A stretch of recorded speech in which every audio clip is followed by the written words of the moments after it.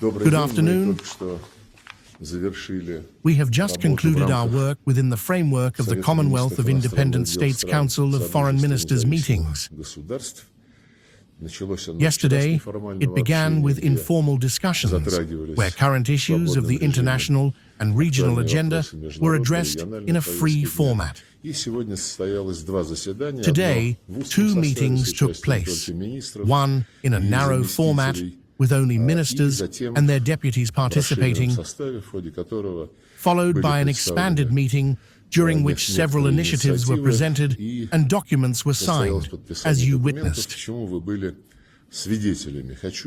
I would like to highlight the special contribution of our Kazakh friends in organizing these meetings. They provided all the necessary conditions for effective work. We congratulate our Tajik comrades on the successful start of their CIS chairmanship. We share the priorities outlined by Dushanbe for 2025, aimed at enhancing cooperation in all areas and ensuring continuity in our activities. Among them are traditional foreign policy, trade, economic, cultural, humanitarian directions, as well as issues to which Tajikistan wishes to pay special attention: ecology, climate, and expanding contacts with external partners. We will provide Tajikistan with full support in carrying out its chairmanship functions. We reviewed the outcomes of cooperation between our foreign ministries and our coordination on international platforms in accordance with the 2024 consultation plan. We noted with satisfaction that the plan has been fully implemented. These were productive meetings. They provided an opportunity to better understand the nuances of each other's positions and align our steps within the UN, OSCE, and other multilateral platforms. I would like to emphasize that all participants attached special importance to the events dedicated to the 80th anniversary of the victory in the Great Patriotic War. On May 9th, we will be glad to welcome our friends from the Commonwealth states at the commemorative events in Moscow, marking this most significant date for our fraternal peoples and for all of humanity.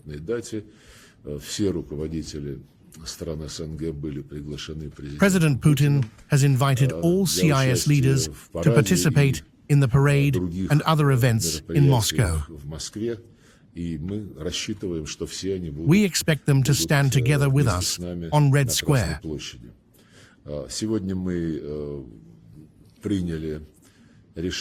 Today, in connection with the anniversary of the Great Victory, we made a decision to introduce a new honorary title in the CIS, City of Labor Glory, 1941 to 1945.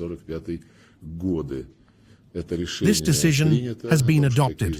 Such titles will be awarded. The final list of specific cities is currently being coordinated and will be made public in the near future.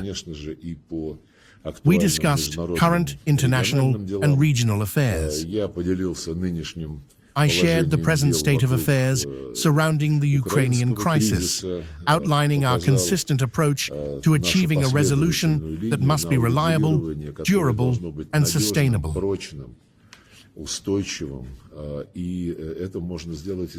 This can only be accomplished by addressing the root causes of this conflict, which are well known to everyone. These causes have been accumulating for years.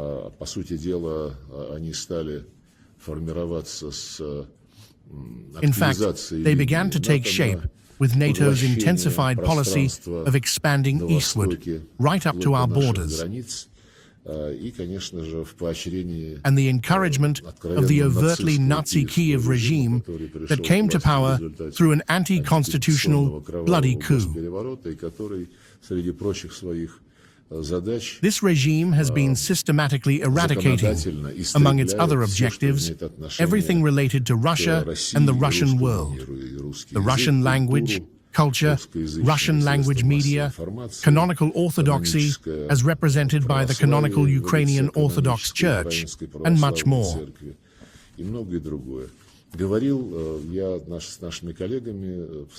I briefed my colleagues on some details of our contacts with the Americans at various levels, including discussions on Washington's assistance in resolving the Ukrainian crisis. President Trump has repeatedly emphasized his interest in this matter.